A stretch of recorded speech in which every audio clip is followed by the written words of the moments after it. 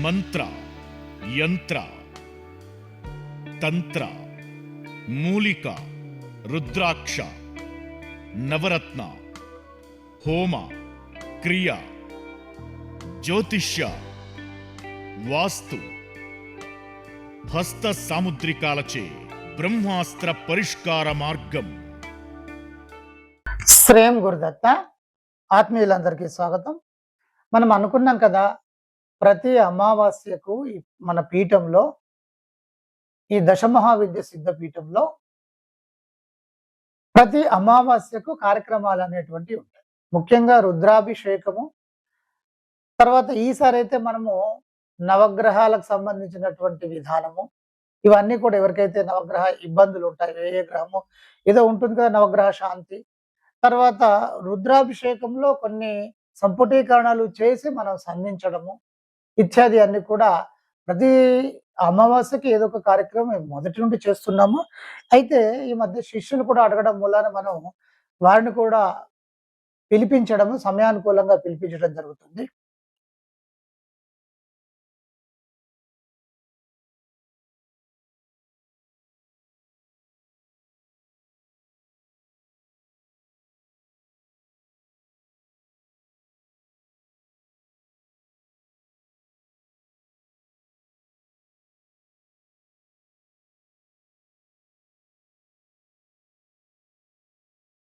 ऋग्वेदो यजुर्वेदः सामवेदो जन्मनः अङ्गैश्चिदाद्रवेकृतां समासदाः आग्रवेः कदापदे पवित्रे विद्ये विज्ञेन वर्तते आपो वायुदिकं सर्वं विश्चाभूतान्यावं प्राणावावं शिवावो अन्नमावो प्रथमावस्तम्राणावो विराडावस्मराडावश्चन्दानमुक्तयते अमुष्य विघ्नेश्वर प्राणप्रतिष्ठापनमुहूर्तस्व मुहूर्तोऽस्तु शुभमुहूर्तकाले तुर्यादीनां नवानां ग्रहाणां चिन्तानुपूयतामलसिद्धिरस्तु श्रीमहागणाधिपतये नमो नमः।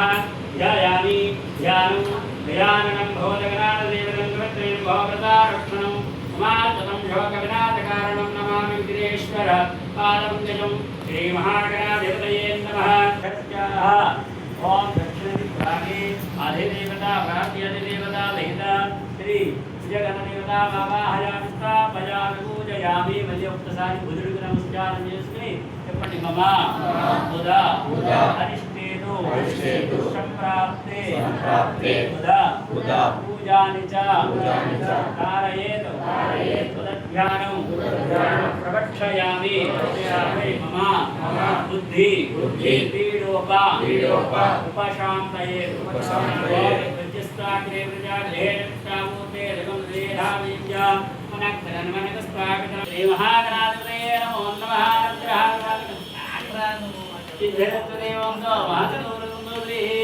महाकाय सूर्य प्रभा निर्विघ्नं कुरु मे देवा सर्व कार्येषु सर्वदा सुमुखस्य एकदन्तस्य कपिलो गजकर्णिकः शूर्पकर्णो हेरम्बो स्कन्द पूर्वजः षोडशगीतानि नामानि कपटे श्रुणिया तपि विद्यारम्भे विवाहे च प्रवेशे निर्गमे तथा संग्रामे सर्व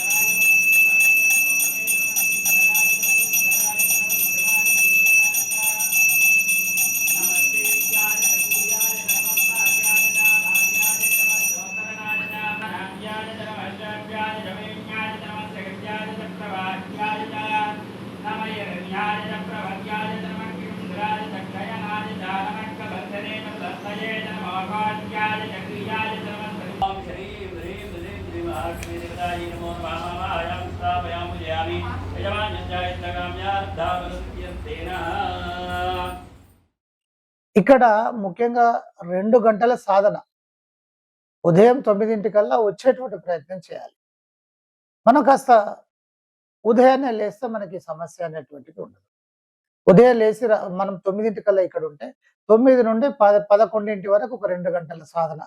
పీఠ విధానంలో కానీ ఏదైనా సరే ఒక ఆశ్రమ విధానంలో నిత్య విధానం గనక నిత్య సాధన విధానం కనుక అక్కడ జరుగుతున్నప్పుడు ఆ శక్తి బాగా ఉధృతంగా వెలుగొందడం అనేటువంటిది జరుగుతుంది. ఆ వైబ్రేషన్ సందర్భంలో మీరు చేసుకునేటువంటి సాధన మరికొంత అంటే మీరు కొంత చేస్తే మరి ఇంకా ఎక్కువగా ఫలితం వచ్చేటువంటి అవకాశం ఉంటుంది ఒకటి. రెండవది ఏంటంటే కాన్సంట్రేట్ అనేటువంటిది పెరుగుతుంది. ఈ వైబ్రేషన్ రూపకంగా కాన్సంట్రేట్ పెరగాల్సింది. ఇలా జరుగుతుంది. కనుక ఇక్కడ ముఖ్యంగా మేము ఎందుకు పెట్టాము అంటే సాధన జరగాలి. ఒక వ్యక్తి యొక్క సాధన ఉత్కృష్టంగా, ఉధృతంగా జరుగుతూ ఉంటే సమస్యలు అనేటువంటి ఆటోమేటిక్‌గా వెళ్ళిపోతా ఉంటాయి. ముఖ్యంగా మీకు ఒనగూడేటువంటి ముఖ్యమైనటువంటిది ఏమిటంటే ఎలాంటి నెగెటివ్ వైబ్రేషన్స్ ఉన్నా కూడా వెళ్ళిపోతాయి. అది నక్షత్ర గ్రహ దోషాలు కావచ్చు, పరప్రయోగాలు కావచ్చు, ఇంకేదైనా సరే ఇత్యాది. ఇక కట్లు అంటే మనం చాలా సందర్భాల్లో చెప్పుకున్నాం. అది తీసేయించుకోవడం తప్ప, విడిపించుకోవడం తప్ప దానికి మార్గం ఉండదు. ఇక రెండవ విధానం ఏమిటంటే మంత్ర సాధన వల్ల శరీరంలో అంతర్ముఖంగా శరీరంలో ఉండేటువంటి పార్ట్స్ అన్నీ కూడా వైబ్రేషన్‌కి ఒక స్పందనకు లోనవుతాయి. అలా 1 గంట, 2 గంటలు స్పందనకు లోను కావడం మూలాన ఆ వైబ్రేషన్ ఒక అద్భుతమైనటువంటి ఒక ఎనర్జీ లాగా అంటే ఒక ఎక్సర్సైజ్ లాగా పనిచేస్తాయి. మనం తీసుకునేటువంటి వైబ్రేషన్ దేవతా వైబ్రేషన్ కనుక సో శరీరంలో ఉండేటువంటి ఏ రుగ్మత అయినా సరే వెళ్ళిపోవడం అనేది జరుగుతుంది. ఇక్కడ రుగ్మతలు అంటే రోగాలు వచ్చేటువంటి విధానాలు సహజంగా 2 విధాలుగా ఉంటాయి. జనరల్‌గా ప్రకృతి ఈ రకంగా వచ్చేటువంటి జలుబు ఈ చిన్నవి వేరు. ఇది తప్పితే రెండవది దీర్ఘకాలికంగా ఉండేటువంటి క్రానిక్ డిసీజెస్ అనేటువంటివి కొన్ని ఉంటాయి. అవి చాలా ఇబ్బందికరంగా ఉండేటువంటి విధానం. అవి ఒక పట్టాన వదలవు. మరి ఇలాంటి సందర్భాలలో మంత్ర సాధన చాలా అద్భుతంగా పనిచేస్తుంది. ఎందుకంటే అది ఆ కర్మల వల్ల వచ్చేటువంటివి కనుక ఈ కర్మ నిర్మూలన అనేటువంటిది మన మంత్ర సాధన వల్ల ఆ సాధన ద్వారా ఉత్పన్నమైనటువంటి శక్తి దాన్ని నిర్వీర్యం చేయడం జరుగుతుంది. తర్వాత కార్యక్రమాలు ఇవన్నీ కూడా జరుగుతాయి. ఈ ఈ మొన్న జరిగినటువంటి అమావాస్య విధానంలో కూడా చాలా అద్భుతంగా ఈ కార్యక్రమాలన్నీ కూడా చేయడం జరిగింది. ఉపయోగించుకునేటువంటి వాళ్ళు ఉపయోగించుకోవాలి. ఖచ్చితంగా ఉపయోగించుకొని తీరాలి. మనం ఎదగాలి.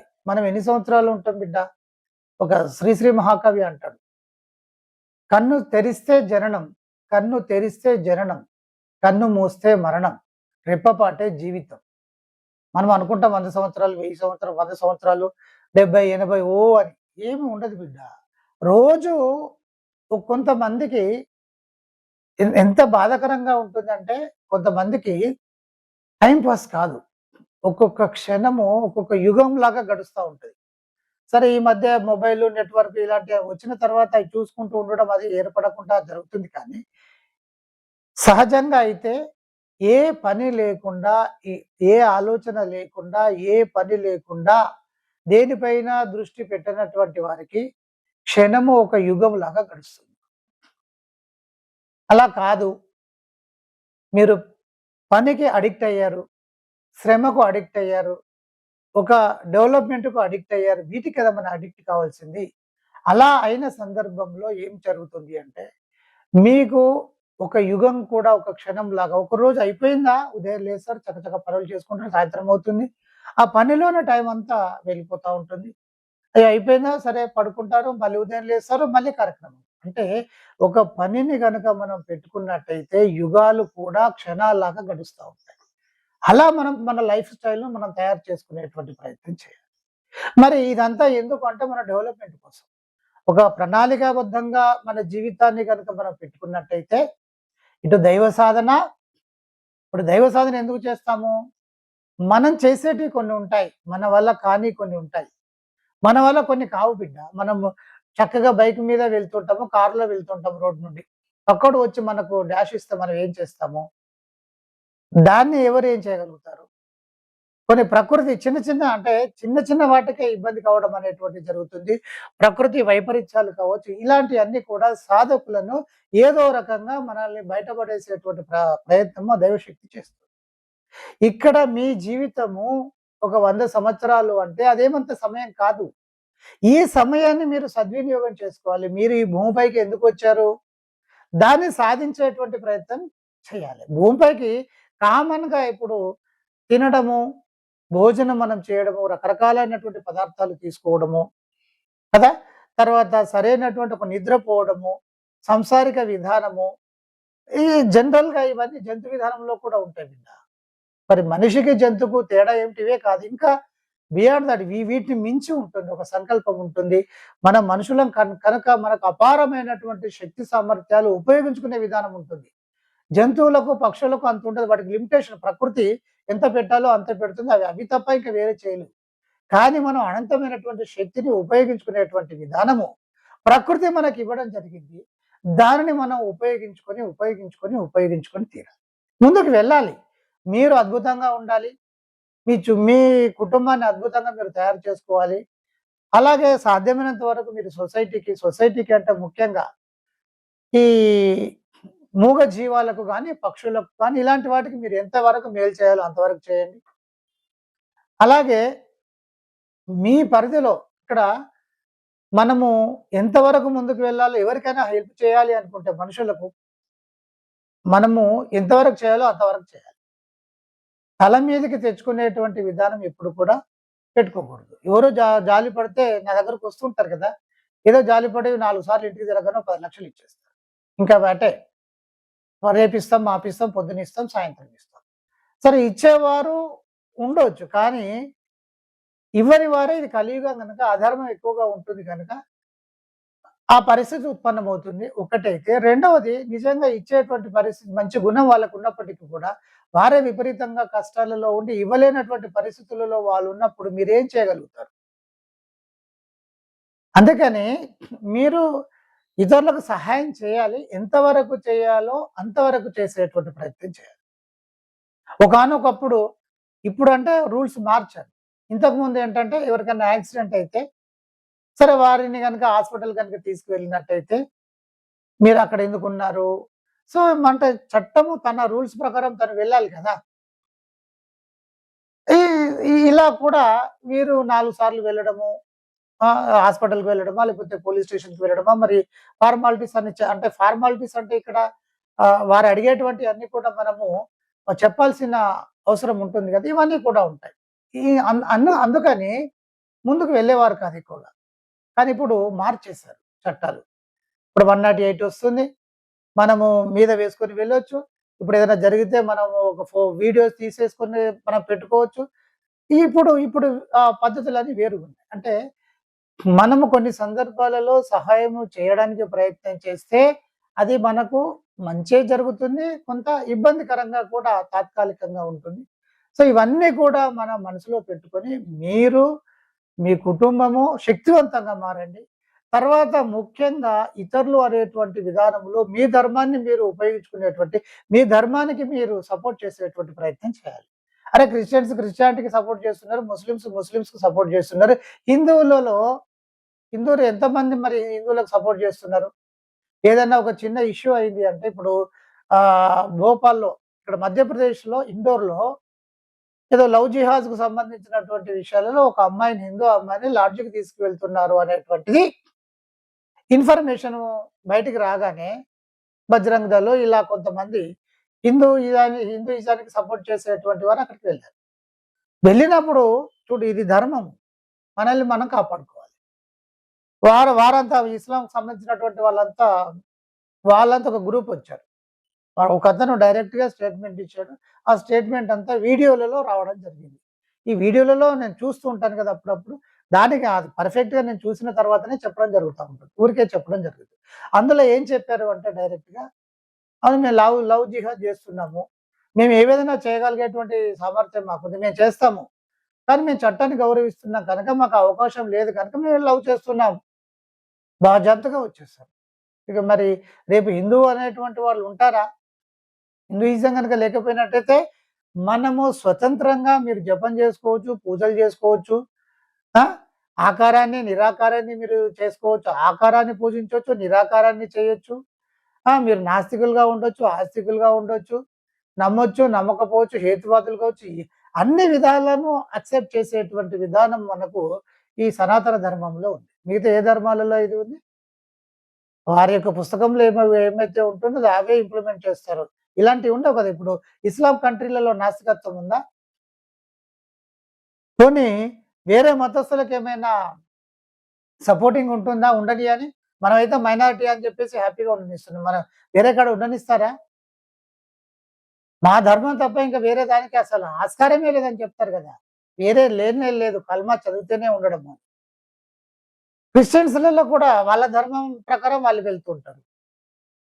అందుకని మన ధర్మానికి మనం ప్రొటెక్షన్ చేయడము అనేటువంటిది మనకు మనం చేసుకోవడమే. రేపు మన పిల్లలు స్వేచ్ఛగా, స్వతంత్రంగా, హ్యాపీగా ఉండాలంటే కనుక ఇటు సాధన అవసరము, ఇటు మీ చైతన్యము అవసరము. ఈ రెండిటిని మిళితం చేసుకుంటూ ముందుకు వెళ్ళినట్టయితే అసాధ్యాలు కూడా సులభంగా, సుసాధ్యాలుగా మారుతాయి. అందరికీ బ్లెస్సింగ్స్. మంత్ర, యంత్ర, తంత్ర, మూలిక, రుద్రాక్ష, నవరత్న, హోమ, క్రియ, జ్యోతిష్య, వాస్తు, హస్త సాముద్రికాలచే బ్రహ్మాస్త్ర పరిష్కార మార్గం